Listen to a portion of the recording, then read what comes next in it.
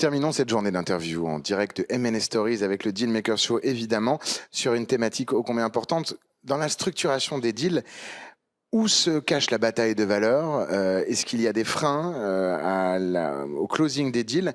Comment faire en sorte d'avoir la meilleure valorisation, le meilleur alignement entre un vendeur et un acheteur à la fin? C'est ce dont on parle aujourd'hui avec Peter Aboula. Bonjour Peter.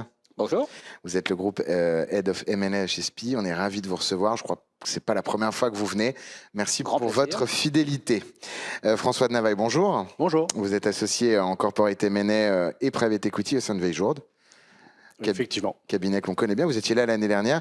Veiljourde, en 2 mots, l'équipe corporate, c'est combien d'associés? On est 6 associés, une douzaine de collaborateurs. Ok. Petite équipe, mais... Bon, petite équipe, 6 partenaires, on commence. Ouais, ça commence à faire. Ouais. Vous êtes, vous, plus corpo, plus PE? Moi, je suis plus corpo. Ok, bon, bah, c'est certainement ce qui fait qu'on est là ensemble. Exactement. Voilà, alors je le disais, donc le contexte est incertain, les nuages à l'horizon sont nombreux. C'est peut-être pas pour rien que la gap se développe à mort, qu'on va même assurer le fiscal, qu'on est presque un peu adverse au risque et qu'il y a presque une logique je trouve, de lender qui se développe plus que de buyer ou d'investor pour le PE. On en reparlera pour les corporates. Et donc, moi, la question qu'on vous a posée sur scène, c'est plus tellement combien vaut la boîte, finalement, mais vous allez me dire si on a raison ou pas, mais plutôt comment est-ce qu'on fait pour que le deal se fasse dans les meilleures conditions, pour pas qu'il soit droppé, pour pas qu'il soit trop long. Hein, voilà.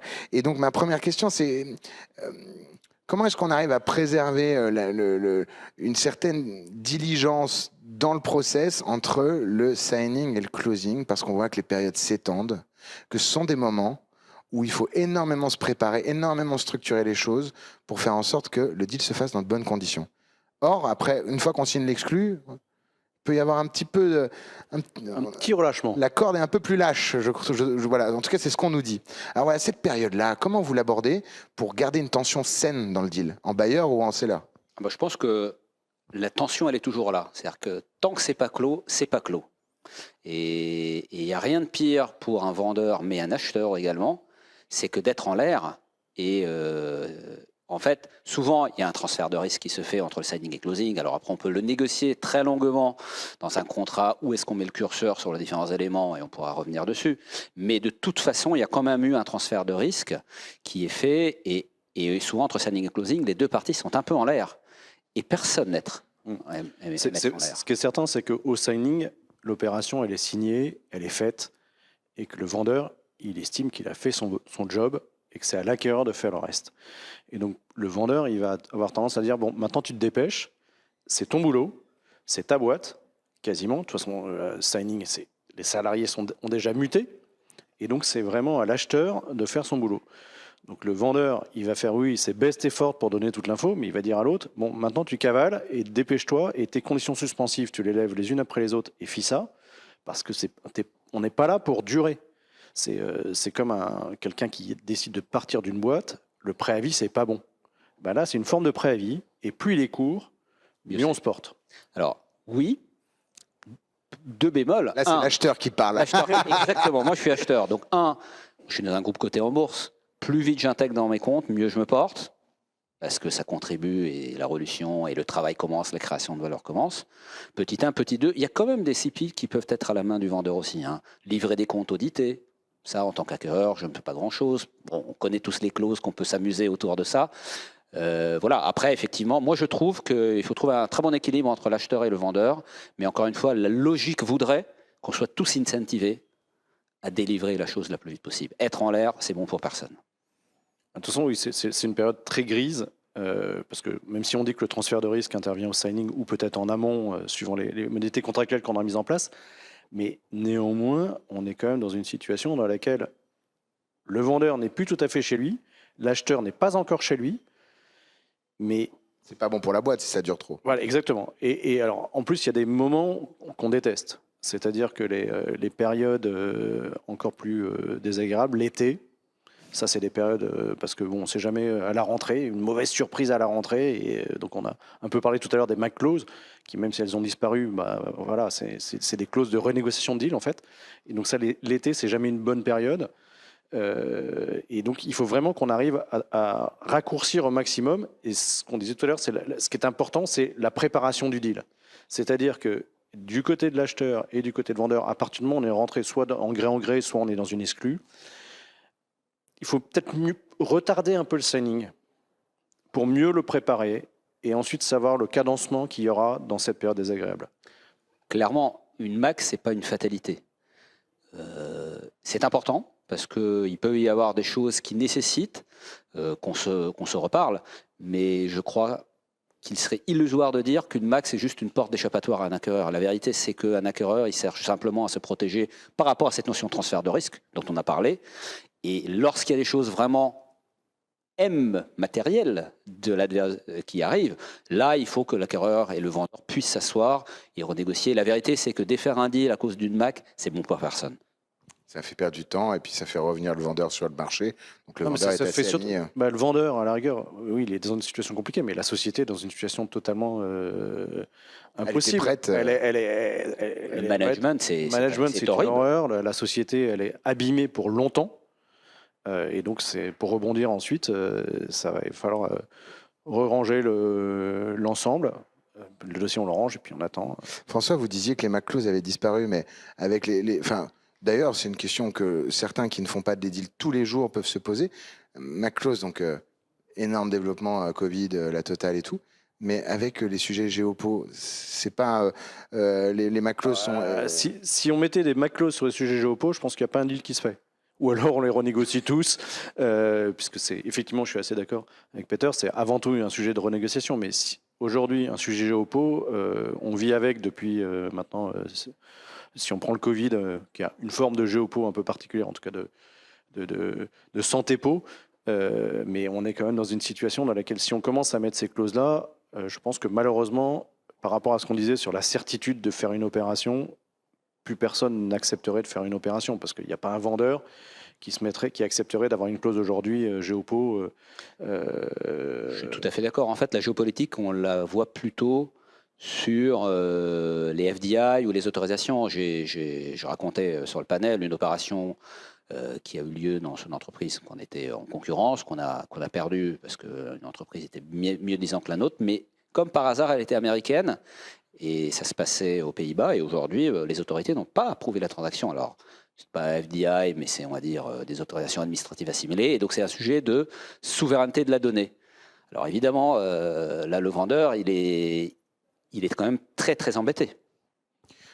Aujourd'hui, j'ai énormément entendu parler de data. Et je crois que c'est très, très. Enfin, quand vous parlez de préparation, est-ce que les gens ont compris l'impact que peut avoir la due diligence data dans un process et le temps que ça peut faire perdre un petit peu dans un process? Parce que j'entendais parler un deal à 100 millions, ils avaient, avec des Canadiens en acheteurs qui avaient passé 3 mois sur la data. On n'est pas sur un truc à 6 milliards. Hein. Alors, c'est peut-être une exception, mais le sujet de data devient très, très, très prégnant. Ça dépend des industries, je pense, mais effectivement, on voit une évolution du sujet, comme on l'a vu sur plein d'autres sujets par le passé. Il y a 10 ans, on parlait de Sapin 2 en France, l'anticorruption, anti-bribery. Aujourd'hui, c'est complètement intégré dans les pratiques. Le SG. Il y a eu le SG, il y a eu la RGPD. Bon, voilà, aujourd'hui, c'est quand même des choses maîtrisées. Je pense que la data, on a beaucoup de choses qui changent en ce moment. Évidemment, ça va évoluer et puis ça va s'intégrer dans les pratiques. C'est toujours très compliqué de porter un jugement lorsqu'on est au milieu de l'évolution. Parce que voilà, on a l'impression que ça va à toute vitesse et puis en fait le marché, il s'autorégule et il va trouver un équilibre. Maintenant, si c'est une entreprise qui utilise de la donnée dans le cadre de son business model, en fait, ce n'est qu'une due diligence business comme une autre. Et ce n'était pas le cas en l'occurrence, c'est pour ça que je le soulignais. Mais j'entends. François, sur le sujet ou... Ouais, non, je trouve juste que ce que tu dis sur le fait de prendre 3 mois pour faire un... Je serais désagréable, je dirais une tête d'épingle, si ce n'est pas le sujet principal. Moi, je suis assez d'accord avec Peter. Je pense que ce qui est essentiel, c'est la due diligence business. Le reste, il va falloir trouver les moyens juridiques, les moyens contractuels pour pouvoir arriver à s'en prémunir, sachant qu'on ne se prémunira jamais contre tout. C'est impossible. Mais la personne qui passe 3 mois à faire une due diligence sur une tête d'épingle, c'est qu'il n'a pas envie de faire le deal. Ou qu'il n'a pas compris l'entreprise. Ou alors qu'il n'a pas compris. Peut-être pas le bon acquéreur. Exactement. Le deal, c'est fait. Non, mais bon, non, mais ce point-là m'avait pas... Ok. vous parlez, on ne peut jamais se dérisquer. Et pour autant, ce que je dis en introduction, qu'est-ce que ça évoque chez vous, le fait que le dérisking d'une opération, et évidemment, côté acheteur, on peut le comprendre. Encore une fois, on prend un risque, mais les logbox, tout ce qui est assurance gap, l'allongement des durées entre le signing et le closing font que, dans 10 ans, si on continue dans cette direction-là, le métier va changer de M&A quand même. Le M&A change en permanence, et heureusement, sinon, ça serait quand même très embêtant. Le dérisking, c'est pas un nouveau sujet. Le dérisking a toujours existé. C'est quoi? C'est un équilibre entre un acquéreur et un vendeur. Après, on peut parler de clause de dette nette. Évidemment, on a l'impression que ça touche le prix, mais on peut aussi parler de transfert de risque. On peut parler de transfert de risque sur les éléments de la garantie d'actifs ou d'actifs passifs. Et quelque part, c'est un sujet qui a toujours existé. C'est-à-dire que le risque, ça se transfère, ça se négocie, ça se price. Et ça, pour le coup, je pense que la philosophie fondamentale n'a jamais changé par rapport à ça. On est devenu plus évolué, on est devenu plus sophistiqué. On a trouvé des nouveaux moyens, mais on en parle plus, mais c'était déjà là. C'était déjà là. Les deals, il y a 30 ans, 40 ans, se faisaient avec une garantie de passif, en tout cas en France, qui faisait 10 lignes, et j'exagère à peine, puisqu'on avait des principes en droit civil qui nous permettaient d'écrire simplement la clause du droit civil, et c'était simple. Est arrivée la grande vague des anglo-saxons avec des garanties de passifs qui faisaient 50 pages. Et aujourd'hui, la garantie de passif fait toujours 50 pages, mais elle est plafonnée à un risque zéro ou à 1 euro parce que derrière, il y a une assurance gap. Donc les choses évoluent, mais c'est toujours le même objectif qui est de se prémunir contre le risque quand on est acheteur. Et donc on fait tout pour essayer de dire ta gestion d'avant, c'est la tienne, et que je l'écrive en 10 lignes, 50 pages, ou que je la file à une assurance, c'est toujours le même principe. Je suis complètement d'accord. Après, il y a des sujets qu'on ne pourra pas assurer, et là, il faudra tout à fait avoir le débat. Et donc, pareil, ça se met dans le prix, ça se met dans un accord de si quelque chose se passe, je vais être indemnisé. Et ça fait partie de l'équilibre global. C'est comme le débat qu'on a eu entre Logbox ou compte de cession, completion account, ce que j'appelle le côté épicier. Il y a des pratiques de marché qui font qu'on revient beaucoup sur des logbox. Personnellement, je ne suis pas nécessairement le plus gros fan des logbox, même si je le fais de manière régulière parce qu'il faut être pragmatique dans la vie et pas dogmatique. Mais c'est vrai qu'il y a des situations où la logbox n'est pas adaptée, où elle est vraiment, l'utilisation est particulièrement désavantageuse pour une ou pour l'autre partie d'ailleurs, parce que pour moi, les comptes d'épicier, souvent l'avantage, c'est qu'on essaye d'avoir une forme de justesse. Alors, mutatis mutandis, évidemment, la justesse, ça s'apprécie dans le temps, mais le principe même est qu'on, quelque part, on réduit l'incertitude par rapport à un outil de logbox où on a un leap of faith, un peu des deux côtés, en disant ouais, j'ai fait tant de cash, ouais, moi j'en sais rien, bon, on va se mettre d'accord sur un ticking fee par jour, enfin voilà. Je veux dire, c'est des équilibres, il n'y a rien de méchant à aller sur l'un ou l'autre. Moi, je dis toujours, il ne faut pas être dogmatique dans l'un ou dans l'autre. Ça ne veut pas dire la logbox. Il faut être agile, savoir s'adapter. Exactement. Savoir accepter une logbox quand on y est contraint. Parce que quelquefois, dans un deal concurrentiel, il y a une logbox, ça ne nous arrange pas. Mais arriver en disant, non, en fait, ta logbox, j'en veux pas, je vais faire des completion accounts. En général, ça peut nous mettre en jeu et perdre un deal là-dessus. Est-ce qu'on a envie de perdre un deal là-dessus? C'est toujours compliqué. Et puis à la fin du jour, encore une fois, c'est un sujet de prix. Donc en fait, même si on n'est pas d'accord, si on dit qu'on prend un risque, le risque, on peut se dire, ok, c'est comme si j'avais payé 0,3 de multiple en plus. Est-ce que je suis à l'aise avec ou pas? Merci messieurs, on est arrivé au bout du temps qu'il nous était donné. On vous retrouve évidemment l'année prochaine pour continuer ces discussions. On verra la poursuite de l'évolution de votre métier.